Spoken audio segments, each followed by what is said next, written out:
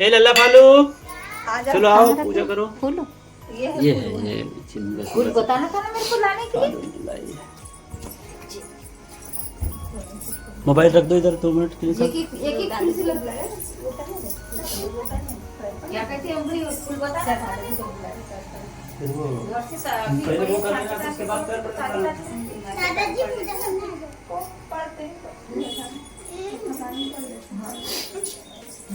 अरे मेरे पैर पे नहीं पता ऐसे ओ यहाँ बैठे नीचे पैर फूल बताए नहीं घर में फूल नहीं है तो फूल तो फालू लाई थी तो एक उसको ऐसे करके हां ऐसे बोलो बेटा, ऐसे करते उतारो। हां माला लगा दो, खड़े होके जाओ, खड़े हो जाओ, माला लगाओ और वहां लगा दादू अपने अपनी अगरबत्ती लगाओ, जाओ उधर से लगाओ और पैर पकड़ लो। यहाँ लगा तुलसी में। हां अच्छे से लगा बेटा, खोल दो धीरे से। देखो एक इधर आई लगा आई जब पूजा कर ये जिसमें ना थोड़ा सा तेल डाल के दिया ना उधर रखो। ऐसा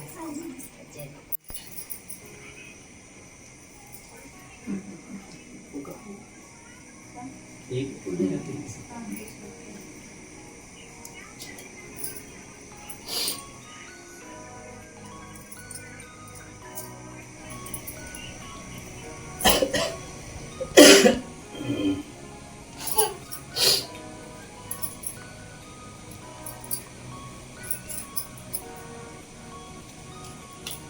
श्री गणेश स्थानाय सिद्धनाय लंबोदराय संकलाय जगद्वितयाय नागानयान श्रुतियज्ञ विभीषिताय गौरीसुताय गणनाथ नमो नमस्ते। भक्ता विनाशन प्राय गणेशराय सर्वसराय शुभाय सुरसराय विधराय विकटाचाचा वामनराय भक्त प्रसन्न वरदाय नमो नमस्ते। नमस्ते ब्रह्मरूपाय ते नमः, नमस्ते रुद्रपाय कलिरूपाय ते नमः, विश्वरूपाय तव नमस्ते। ब्रह्मचारिणी भक्तप्रिय देवता नमस्तुभ्यं विनायक। त्वयं विघ्नशत्रुधर्मेति च सुन्दरेति भक्तप्रियेति सुकृतेति फलप्रदेति सिद्ध्या प्रदित्य धरेति च ये स्तुवन्ति तेभ्यो गणेश वरदो भव नित्यमेव।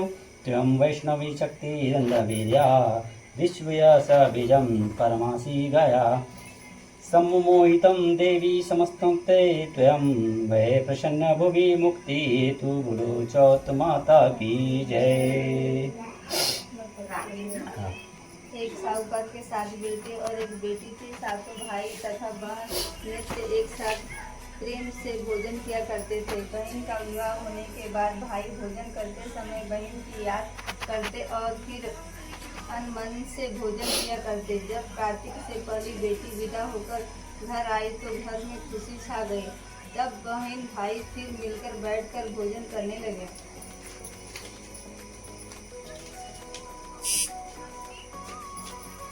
तभी शंकर पार्वती उधर से निकले। पार्वती जी ने हाल जानकर कहा, ये स्वामी, ये तो बहुत कम उम्र में ही विधवा हो रही है, यह अपना शेष जीवन कैसे काटेगी? प्रभु आप कुछ कीजिए। शंकर भगवान बोले, जी आपका कहना सही है, किंतु यह अपराध तो गणेश जी के प्रति हुआ है, किसी को संभालेंगे, वही संभालेंगे। उन्होंने गणेश जी से उसे सुहागिन बने रहने के लिए कुछ करने को कहा। तब गणेश जी ने व्रत खंडन करने की उनकी भूल को क्षमा कर दिया और कहा कि वह जब अगली करवा चौथ का व्रत करने में भूल ना करे। तब उनका पति राम राम कहकर उठ कर बैठ गया और बोला, मैं तो आज बहुत सोया हूँ। घर में आनंद छा गया। बहू ने वर्ष के सभी चौथ माता के व्रत किए। सभी चौथ माताओं ने कार्तिक की सबसे पहली करवा चौथ का व्रत करके अखंड सौभाग्य पाने की बात कही। तब उसने कार्तिक आने पर करवा चौथ का व्रत विधि पूर्वक पूर्ण किया और अपने पति सहित सुख से रहने लगी। तब वो प्रतिवर्ष करवा चौथ का व्रत हंसी खुशी किया करते थे। हे करवा चौथ माता, आपने जिस तरह साहूकार की बेटी का व्रत करने पर उनके पति को दीर्घ आयु प्रदान की, उसे सौभाग्य दिया, उसी तरह प्रसन्न होकर सभी व्रत करके इस कथा को पढ़ने सुनने वाले देवियों को भी उत्तम और अखंड सौभाग्य प्रदान करेंगे। तारा चौथ की दूसरी कहानी। प्राचीन समय में एक पतिव्रता स्त्री थी, उसका नाम करवा था। वह अपने पति की सेवा करने में कोई कमी नहीं छोड़ती थी। एक कार्तिक कृष्ण पक्ष की चतुर्थी के दिन उसका पति जब नदी में स्नान कर रहा था तो एक मगरमच्छ उसका पैर पकड़कर नदी में ले जाने लगा। तब पति जोर जोर से करवा करवा कहकर पत्नी को मदद के लिए पुकारने लगा। पत्नी ने यह सब देखा तो उसने अपनी साड़ी से एक सूत खींचकर मगर की ओर फेंक दिया। वह उस सूत के धागे से बंधकर पति को आगे नहीं ले जा सका। करवा ने फिर धर्मराज को पुकारा। उस पतिव्रता की पुकार पर धर्मराज वहां उपस्थित हुए और बोले, हे पतिव्रते, कहो क्या चाहती हो। करवा बोली, महाराज आप धर्मराज कहते हो और यह अधर्म हो रहा है। देखो मेरा पति नदी स्नान कर रहा था तो इस मगरमच्छ ने उन्हें पकड़ लिया। आप उसे मारकर मेरे पति को बचाए। यमराज बोले, हे पुत्री, मगरमच्छ की आयु अभी मरने की नहीं हुई है, अभी इसकी आयु शेष है, इसलिए मैं इसको मृत्यु नहीं दे सकता। करवा बोली, भगवान आप धर्मराज है, आपका धर्म दुष्टों को दंड देने का है, फिर आप ऐसा क्यों नहीं करते। धर्मराज उसकी बात सुनकर मौन थे। तब करवा फिर बोली, तो अब मैं ही मगरमच्छ को नदी सहित नष्ट कर देती हूँ। यमराज बोले, ऐसा मत करो पतिव्रते, नदी के नष्ट होने से तो सभी प्राणी दुखी हो जाएंगे। ऐसा कहकर उन्होंने उसके पति को छुड़ाकर मगर को सीधा यमपुरी भेज दिया और कहा, देवी आज कार्तिक कृष्ण पक्ष की चतुर्थी है, श्री गणेश जी की पूजा का दिन है, तुम्हारे करवा नाम से यह गणेश चतुर्थी प्रसिद्ध होगी। इस दिन जो सुहागिनी अपने पति की दीर्घायु के लिए चंद्रोदय होने पर अर्घ्य देकर पूजा करेगी, उनकी इस व्रत के प्रभाव से समस्त मनोकामनाएं पूर्ण होगी। आज तुम्हारा पतिव्रत धर्म भी धन्य हुआ जो तुमने अपने पति के प्राण बचाए। उसी समय से यह करवा चौथ व्रत पतिव्रताओं में प्रसिद्ध हुआ। हे चौथ माता, जैसा पुण्य फल पतिव्रता करवा को आपने अपनी कृपा से प्रदान किया, उसी तरह समस्त पतिव्रताओं को उनके करवा चौथ व्रत का फल प्रदान करे, उनके पतियों को दीर्घायु एवं सुख प्राप्त कराए। एक समय पांडुपुत्र अर्जुन नीलगिरी पर्वत पर तपस्या करने चले गए। उनके पीछे उनकी भ्राता और द्रौपदी को अनेक संकटों का सामना करना पड़ा। साथ ही द्रौपदी भी अर्जुन के विषय में चिंतित रहने लगी। एक दिन द्रौपदी ने भगवान श्री कृष्ण का स्मरण किया और उनके दर्शन देने पर उनको अपने संकटों के विषय में बताया। तब शोकाकुल सती द्रौपदी को धैर्य बंधाते हुए श्री कृष्ण ने संकटों के निवारण हेतु एक प्राचीन कथा सुनाकर यह व्रतानुष्ठान करने का परामर्श दिया। उन्होंने द्रौपदी को बताया कि एक बार महिलाओं को कष्टों से दुखी देखकर पार्वती जी ने भोलेनाथ से कोई ऐसा व्रत बताने को कहा जो सुहागिनी स्त्रियों को हर प्रकार से सुखी बनाए, उनके पतियों को दीर्घायु प्रदान करे, उन्हें सदा सुहागिन रखे। तब श्री शंकर जी ने उनको इस प्राचीन व्रत का वर्णन कर विवाहित स्त्रियों को हर प्रकार से सुख संपन्न रहने एवं उनके पतियों को दीर्घायु प्राप्ति करने वाला बताया। उन्होंने कहा कि एक समय एक ब्राह्मण परिवार था जिसमें 4 पुत्रों के अलावा एक कन्या गुणवती थी। परिवार के सभी व्यक्ति धार्मिक थे और वर्ष के सभी व्रत पूजा किया करते थे। एक बार कार्तिक कृष्ण चतुर्थी को माँ, बेटी तथा लड़कों की बहुओं ने करवा चौथ का व्रत रखा। सायंकाल तक व्रत पूजा की समस्त तैयारियां हो गई। चंद्रोदय होने की प्रतीक्षा हो रही थी। घर में पूरी पकवान बने थे। बेटी गुणवती को पकवानों की सुगंध ने उसकी भूख को जगा दिया। उसी भूख और व्याकुल देख उसके दयालु भाइयों ने छल से भोजन कराने की सोच। उन्होंने पीपल वृक्ष की आड़ में नकली चंद्रमा दिखाकर बहिन गुणवती से अर्घ दिलाया और उसे भोजन करा दिया। भोजन करने वह बैठी ही थी कि उसकी ससुराल से अचानक पति के देहांत की खबर आ गई। वह चित्कार करती हुई अपने ससुराल पहुंची तो वहां स्त्रियां तरह तरह की बात करने लगी। कोई बोली व्रत खंडिनी आ गई, कोई कहती अपने पति को ब्याह होते ही चुड़ैल खा गई। एक तो पति मरने का उसे गहरा सदमा लगा था। दूसरे स्त्रियों की ऐसी तीखी बातों से उसका मन इतना विभन्न हो गया कि वह धरती पर पछाड़ खा खा कर रोने लगी। हाय, मैं सचमुच ही राक्षसी हूँ। मैंने पहुंच गई और चिता में कूदना ही चाहती थी कि चौथ माता ने उसे रोक लिया और बोली, बेटी तुम्हारी भूल नहीं हुई, तुम्हें भाइयों ने बुलवाए मैं डाल दिया था। देख तेरा पति अब जीवित हो उठा है, तुम घर जाकर उसकी प्रतीक्षा करो। गुणवती घर पहुंची तो उसका पति वहां बैठ मिला। घर में चारों ओर खुशियां छाई थी। स्त्रियां कहने लगी कि गुणवती का पतिव्रत धन्य और सत्य है। तब गुणवती सहित सब स्त्रियां ने अगली करवा चौथ आने पर व्रत विधि पूर्वक पारण करने का निश्चय किया। कार्तिक कृष्ण पक्ष में जब फिर करवा चौथ आई तो गुणवती ने सब भांति विधि पूर्वक व्रत किया। श्री कृष्ण जी बोले, हे द्रौपदी, तुम मास अगला ही मास है, तुम करवा चौथ व्रत को विधि पूर्वक करोगी तो अपने को सभी संकटों से मुक्त पाओगी। करवा चौथ की में 7 बेटों की बहुएं थी। 6 बहुओं के पियर वाले बहुत धनी थे और भरे पूरे परिवार के थे। छोटी साथी बहू के परिवार में कोई भाई बहन और नहीं था तथा वह बहुत गरीब भी थे। इसी कारण 6 बहुओं के पियर से बहुत सा दान दहेज आया था और उसके पश्चात भी उसके भाई जब तक बहुत सा सामान भी लाते रहते थे। इस तरह परिवार में उन 6 बहुओं का बड़ा मान सम्मान था। छोटी बहू घर का सारा कामकाज करती थी किंतु सभी उसकी बुराई करते थे। प्यार उसके सास ससुर भी नहीं करते थे और उसे खरी खोटी सुनाते रहते थे। एक दिन छोटी बहू घर से अकेली निकल पड़ी और बियावान जंगल में जाकर जोर जोर से रोने लगी। आज करवा चौथ व्रत का दिन था। उसकी जेठानियों के घर से करवा चौथ व्रत के लिए उनके भाई करवा और सौभाग्य की सामग्री का पिटारिया लेकर आए थे। छोटी बहू के घर में कौन था जो उसके लिए कुछ लाता। इसी से वह दुखी होकर जंगल में रोती हुई विचरने लगी। एक नाग उसके रोने को सुन रहा था। वह अपने बिल में से निकलकर उसके सामने आया और मनुष्यों की बोली में पूछने लगा, बहन तुम क्यों रो रही हो? आज तो करवा चौथ व्रत का दिन है, हंसी खुशी व्रत करो। छोटी बहू पहले तो नाग को देखकर डर गई, फिर साहस करके बोली, आज करवा चौथ व्रत का दिन है। सब बहुओं ने भाई आज करवा और बहुत सा सामान लेकर आए हैं। मेरे पियर में कोई नहीं है जो मेरे लिए करवा और सामान लाता। काश मेरा भी कोई भाई होता तो मेरे लिए करवा लाता।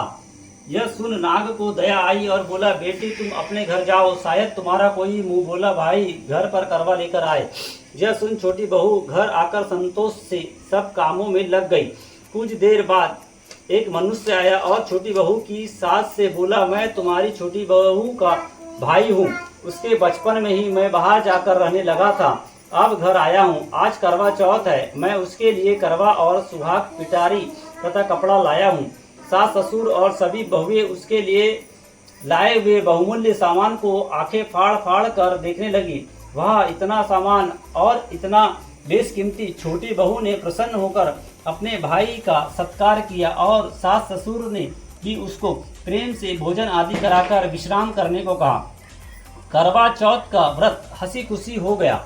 अगले दिन छोटी बहू का भाई उसकी सास से बोला, माताजी मैं बहन को कुछ दिन घर ले जाकर रखूंगा, आप इसे मेरे साथ भेज दे। सास ने उसे प्रसन्नता पूर्वक उस भाई के साथ भेज दिया। वह मनुष्य रूप में नागों का राजा था। वह उसे ससुराल से अपने महल में लेकर आया और बोला, बहन तुम जितने दिन रह सको यह हंसी खुशी रहो, अपनी इच्छा अनुसार खाओ पियो और सारे महल में मर्जी हो वहाँ घूमो, लेकिन यह ख्याल रखना कि सामने वाली नाद का ढक्कन उठाकर कुछ देखना नहीं। छोटी बहू भाई के महल में आराम से रह रही थी। एक दिन जब भाई कहीं गया तो उसने नाद का ढक्कन उठाकर देखने का विचार किया। उसने सुने महल में नाद के ढक्कन को उठाया तो उसे उसमें नाग के बच्चे इधर उधर घूमते मिले।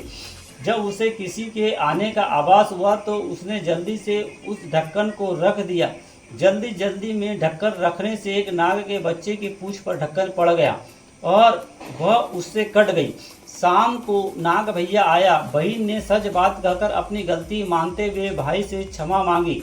नाग भैया ने उसे क्षमा कर दिया। वह ढक्कन जल्दी में रख दिया था तो उसकी पूंछ कट गई। बंडा बोला, मैं उससे बदला लूँगा, मैं कुछ नहीं जानता। माँ ने उसे समझाया कि यह गलती से हुआ था, जानकर तो नहीं किया था। बंडा बोला, यह मैं नहीं जानता, मैं उससे जरूर बदला लूँगा। एक दिन बंडा अपने बहन के घर चुपचाप पहुंचकर छिप गया। वह अवसर की ताक में था कि उसे काट कर घायल करे। कमरे में जहां बंडा छिपा था और छोटी बहू बैठी थी वहीं उसकी सास आई और बातों ही बातों में उसने बहू से पूछा, बहू तुझे सबसे प्यारा भाई कौन लगता है? बहू ने तुरंत प्रसन्न होकर कहा, माताजी मुझे तो बंडा भैया सबसे प्यारा लगता है।